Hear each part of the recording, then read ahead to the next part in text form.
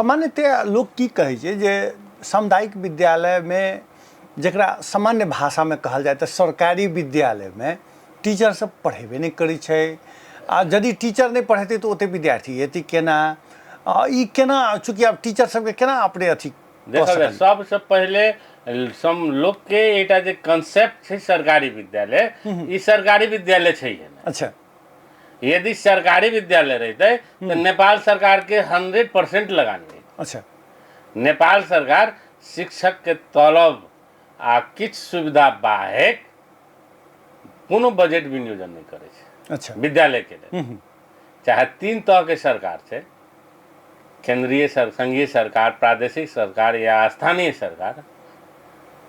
एकटा बात हम अपने के कहे छी, जत 100 विद्यार्थी छै ओकरो एगो विद्यालय कर्मचारी आ हमरा 2700 बच्चा छै तैयो एगो विद्यालय कर्मचारी, तो ई के भेलै नेपाल सरकार के लगानी नहीं छै जी।